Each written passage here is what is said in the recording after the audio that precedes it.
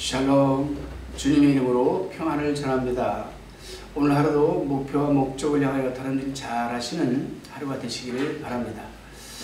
오늘은 고린도전서 10장 1절로 33절의 말씀을 가지고 세례란 무엇을 말하는가, 세례가 무엇이냐, 이 주제를 가지고 우리가 요약 강해를 나눠봅니다. 본문 1절로 4절의 말씀입니다. 형제들아, 너희가 알지 못하기를 내가 원치 아니하노니 우리 조상들이 다 구름 아래에 있고 바다 가운데로 지나며 모세에게 속하여 다 구름과 바다에서 세례를 받고 다 같은 신령한 식물을 먹으며 다 같은 신령한 음료를 마셨으니 이는 죄를 따르는 신령한 반석으로부터 마셨음에 그 반석은 곧 그리스도시라. 아멘. 바울은 이스라엘 백성이 애굽에서 나와 광야를 지나갈 때의 사실을 지금 상기시키고 있습니다. 우리 조상들이 다 구름 아래에 있고 이렇게 얘기를 합니다. 본문 1절에서 4절 읽어보면 다라는 말이 4번 나오는데 각 절마다 다 나옵니다. 다. 우리 조상들이 다 구름 아래에 있고 우리 조상들이 다 신령한 음료를 마셨으며 이렇게 다라는 말이 4번 나옵니다.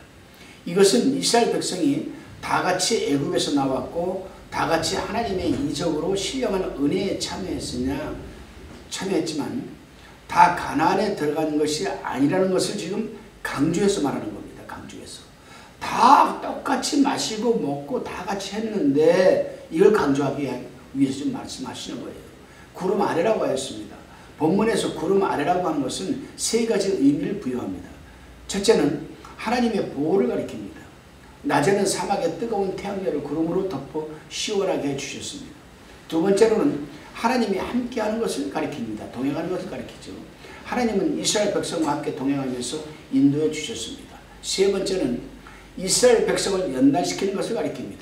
사막 지방에서는 밤에는 대단히 춥고 낮에는 대단히 뜨거움으로 낮에는 구름으로 덮어서 이렇게 서늘하게 해주고 밤에 추위를 견딜 수 있도록 미리 연단을 시켜주셨습니다. 연단을 시키는 거죠. 왜? 이제 광야에서 40년을 이들이 계속 신광야, 수르광야, 모압광야, 또 신광야 들어갔다, 수르광야 들어갔다, 모압광야 들어갔다 계속 이들이 40년 동안 지금 회양을 해야 되는데 그때마다 낮에는 그냥 뭐 한 60도가 넘는 그 뜨거운 햇빛 아래 또 밤에는 그냥 그 모래 폭풍의 그 추위 이런 거를 지금 하나님께서는 견뎌낼 수 있도록 훈련을 시키는 거예요. 바다 가운데로 지나며라고 했습니다. 이스라엘 백성이 애굽에서 나올 때에 홍해가 가로막혀 있고 뒤에는 애굽 군대가 추적해 오므로 다 죽게 되었습니다. 그때 하나님께서 모세에게 지시하여서 홍해 바다를 가르게 하시고 이스라엘 백성이 육지와 같이 마른 땅으로 건너가게 하신 것을 지금 가리킵니다. 또 구름과 바다에서 세례를 받고라고 하였습니다. 구름은 하나님의 임재를 가리킵니다. 이스라엘 백성이 홍해를 마른 땅으로 건넜는데 거기에서 세례를 받았다고 하였습니다. 세례는 그리스도와 연합하는 그런 증거요, 또 표요, 죄 씻음을 받았다는 뜻입니다. 또 세례의 양식이 중요한 것이 아니고 믿음이 중요한 겁니다. 세례는 믿는다는 표를 하는 것이며 세례를 받다는 것은 깨끗함을 입었다는 뜻도 있습니다. 그렇습니다, 여러분. 그러므로 본문에서 이스라엘 백성이 홍해 바다에서 세례를 받았다는 것은 홍해 바다에서 하나님의 이적을 보고 애굽의 모든 습성을 버리고 하나님의 더욱 친근히 하여 여러분 의지하게 된 것을 의미하는 겁니다. 다 같은 신령한 식물을 먹으며라고 하였습니다.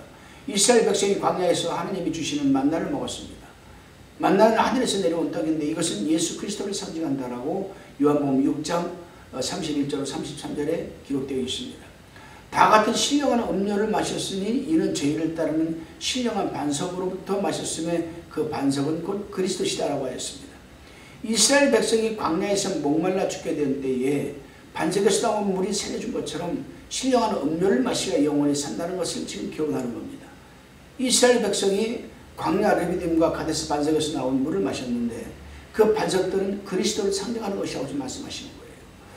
출애굽기 17장 1절 7절의 말씀과 민수기 20장 여러분 20절에 보면은 기록되어 있습니다. 그 반석에서 물이 나왔는데 그 반석은 저희를 따르는 예수 그리스도시라. 하나님께서는 이렇게 1500년 전에 예수 그리스도가 이 땅의 First Incarnation 초림하에서 오시기 1500년 전에 이미 하나님은 이러한 상징적으로 예수 그리스도를 계시했던 겁니다. 본문 5절로 7절의 말씀입니다. 그러나 저희의 다수를 하나님이 기뻐하지 아니하신 거로 저희가 광야에서 멸망을 받았느니라. 이 말을 하기 위해서 아까 다라는 표현을 쓴 거예요. 5절에 다시 봉독을 해봅니다. 그러나 저희 다수를 하나님이 기뻐하시 아니하는 거로 저희가 광야에서 멸망을 받았느니라. 그런 일은 우리 거울이 되어 우리로 하여금 저희가 악을 즐겨한 것 같이 즐겨하는 자가 되지 않게 하려 함이니. 7절 저희 중에 어떤 이들과 같이 너희는 우상 숭배하는 자가 되지 말라. 기록된 바 백성이 앉아서 먹고 마시며 일어나서 뛰는다 함과 같으니라. 아멘. 바울은 5절에서 두 가지를 교훈하고 있습니다. 첫째는 많은 은혜를 받고 이적으로 구출받은 백성도 범죄하면 멸망한다는 겁니다. 두 번째는 범죄하면 다수라도 하나님이 기뻐하지 않으시고 멸망시킨다는 겁니다. 그렇습니다, 여러분. 소수라도 진리에 바로 서면 하나님이 기뻐하셔서 구원해 주시고, 아무리 다수라도 진리에서 따라 범죄하면 하나님이 기뻐하지 않으시고 그 다수를 다 버리신다는 겁니다. 우리가 한번 생각을 해봐야 돼요. 이스라엘 백성들이 애굽에서 출애굽에서 나올 때에 여러분 여자와 아이를 뺀 장정만 60만 명이라고 했습니다. 그러면 여자와 아이까지 합치게 되면은 200만 명이 넘는다는 거예요. 그들이 광야에 나왔습니다. 출발할 때는 다 믿음을 갖고 나왔어요. 그러니까 애굽에서 나와 하나님이 출애굽 시켰죠. 믿음이 있으니까. 왜? 식구대로 메인 어린 양, 메인 그 가족 수대로 어린 양을 잡아서 그 피를 문설주에 발라서 믿음이 있으니까 그렇게 한 거예요. 나왔죠. 그런데 40년 동안 이들이 광야에서 행했던 것이 뭐겠습니까? 전부 불평, 불만, 시기, 질투, 하나님을 시험하는 것. 다 죽고 말았어요. 광야에서. 단지 불평하지 않고 불만하지 않고 시기하지 않고 하나님을 시험하지 않았던, 긍정적이고 믿음이 바로 섰던, 애굽에서 나올 때 문설주에 어린 양의 피를 발랐던 그 믿음만 가지고 살아왔던 누리의 아들 예수와 여호수아와 여러분 관련만이 가나안 땅에 들어간 줄로 믿으시기를 바랍니다. 구약시대에 이스라엘이 애굽에서 나와 광야 생활한 것이 거울이 되어 모든 성도들에게 지금 바울은 교훈을 하고 있는 거예요. 다시금 본문 8절로 13절 말씀입니다. 저희 중에 어떤 이들이 간음하다가 하루에 2만 3천 명이 죽었나니 우리는 저희와 같이 간음하지 말자. 저희 중에 어떤 이들이 주를 시험하다가 뱀에게 멸망하였나니 우리는 저희와 같이 시험하지 말자. 저희 중에 어떤 이들이 원망하다가 멸망시키는 자에게 멸망하였나니 너희는 저희와 같이 원망하지 말라. 11절 저희에게 당한 이런 일이 거울이 되고 또한 말세를 만난 우리 경계로 기록하였느니라. 그런즉 선줄로 생각하는 자는 넘어질까 조심하라. 사람이 감당할 시험밖에는 너희에게 당한 것이 없나니 오직 하나님은 미쁘사 너희가 감당치 못할 시험당함을 허락지 아니하시고 시험당할 즈음에 또한 피할 길을 내사 너희로 능히 감당하게 하시느니라. 아멘. 이스라엘 백성이 광야에서 멸망한 이 죄가 있어요. 그 죄가 네 가지입니다. 그들이 넉넉 잡고 7일이면 가나안에 들어갈 수가 있는데 왜 하나님께서는 이들을 40년 동안 광야에서 계속 회항을 시켰을까?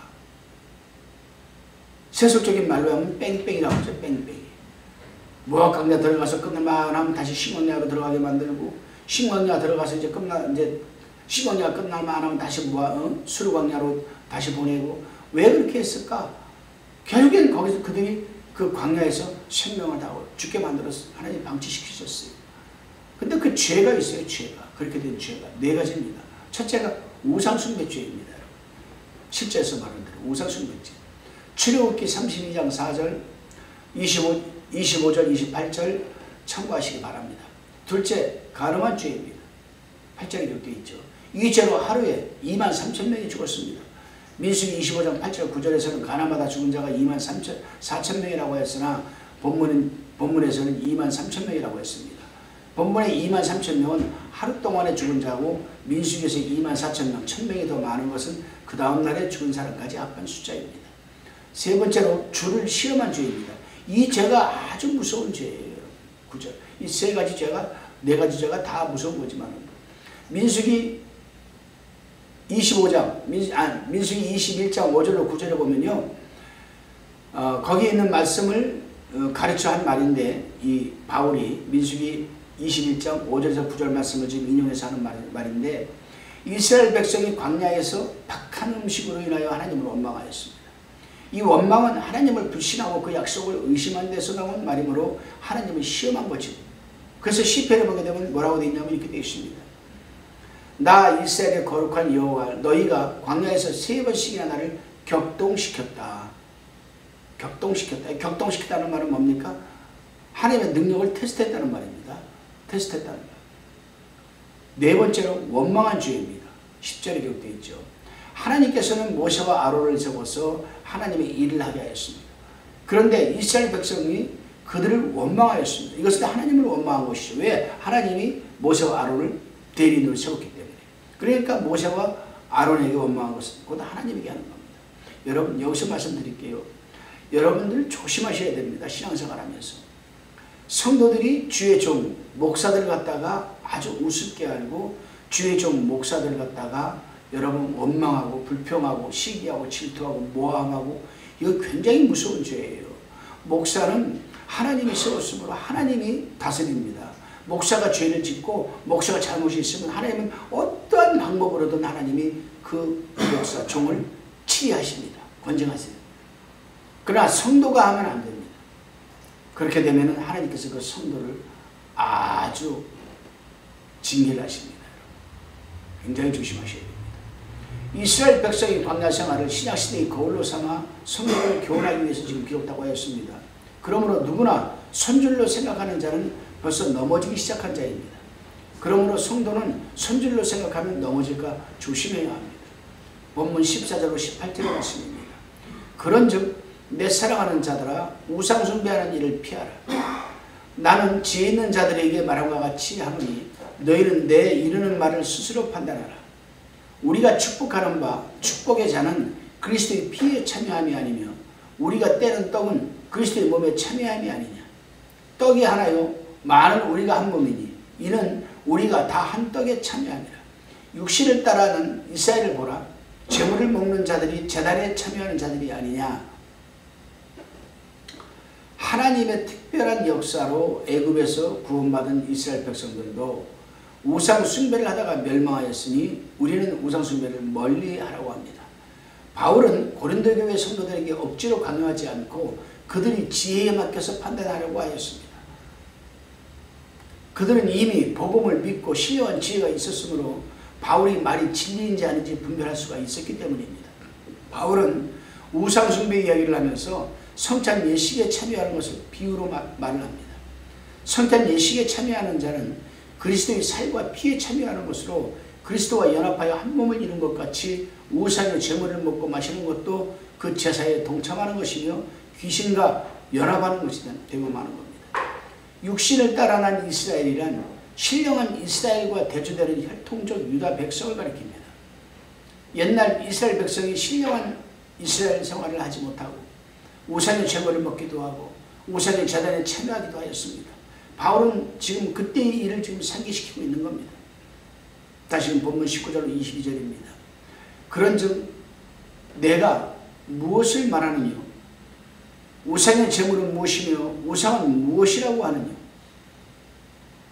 대저 이방인의 제사하는 것은 귀신에게 하는 것이요 하나님께 제사하는 것이 아니니 나는 너희가 귀신과 교제하는 자 되기를 원치 아니하노라. 너희가 주의 잔과 주의 귀신의 잔을 겸하여 마시지 못하고 주의 상과 귀신의 상에 겸하여 참여치 못하리라. 그러면 우리가 주를 노여워하게 하겠느냐? 우리가 주보다 강한 자냐? 여기에서 바울은 우상은 어떤 것이며 우상의 제물은 어떤 것인가 라는 것을 설명하려고 합니다. 우상은 8장 4절에서 말한 대로 아무것도 아니요 돌과 나무일 뿐입니다. 석상일 뿐입니다. 여러분. 그러나 목상, 석상, 그렇죠. 그러나 우상 숭배자들은 그 우상을 통해서 귀신을 섬기고 있습니다. 그러므로 그 우상의 제물을 먹는 것은 그 제단에 참여하는 것이요 귀신과 교제하는 것이 된다는 겁니다. 그렇습니다. 여러분. 참신이신 하나님을 섬기는 성도가 귀신과 교제하는 것을 바울이 원치 않는다라고 말하는 것은 당연한 일입니다. 그러면 오늘날 성도가 믿음과 양심이 약하여 우상의 제물을 먹고 의심하면 당연히 먹지 말아야 하는 겁니다. 주의 성찬에 또 예식에 참여하여서 주의 몸과 피에 참여한 성도가 우상의 제물을 먹음으로 우상의 배후에 있는 귀신이 상과 잔에 참여하는 일은 있을 수가 없는 일 아니겠습니까, 여러분? 이것은 귀신과 주님을 겸하여 섬기는 일로서 참으로 가증스러운 일이죠, 여러분. 성도가 우상에게 제사한 떡을 먹으며 잔을 마시는 것은 주님을 노하시게 하는 일이죠. 벌받는 일입니다. 주님보다 강한 자가 아니기 때문에 주님의 진노와 벌을 피할 길이 없는 것 아니겠습니까? 다시금 본문 23절로 26절입니다. 모든 것이 가하나 모든 것이 유익한 것이 아니니 모든 것이 가하나 모든 것이 덕을 세우는 것이 아니니 누구든지 자기의 유익을 묻지 말고 남의 유익을 구하라. 물을 시장에서 파는 것은 양심을 위하여 묻지 말고 먹어라. 이는 땅과 거기 충만한 것이 주의 것임이니라. 아멘. 옳은 일이라고 하여서 그것이 전부 유익이 되는 것은 아니죠. 옳은 일이라도 다른 사람에게 유익이 되지 않는 일이 있을 수가 있습니다. 그러나 덕은 누구에게나 유익을 주는 일입니다.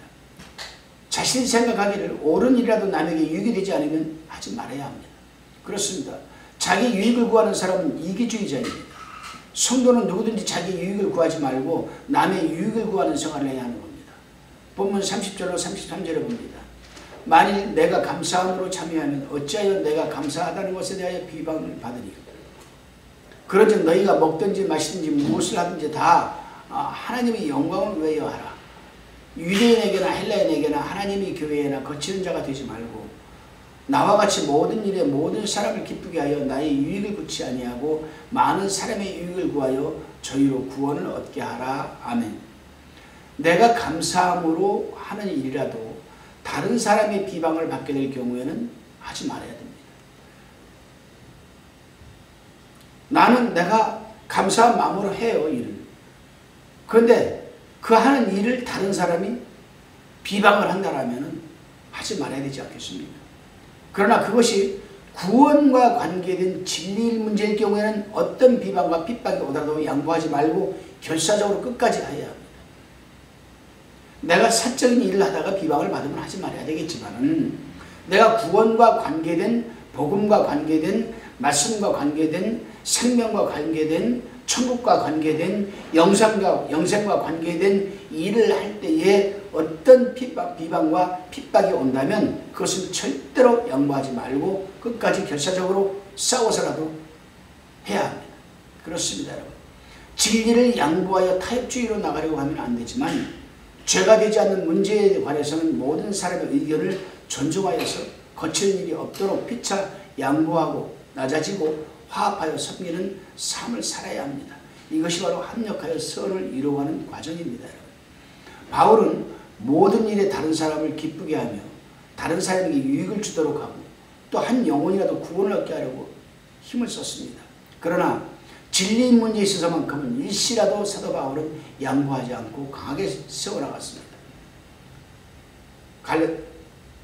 갈라디아서 2장 2절에서 5절 말씀과 갈라디아서 2장 10절에 14절 말씀, 사도행전 15장 2절 말씀을 읽어보면 거기에 기록이 되어 있습니다. 여러분, 그렇습니다. 오늘날은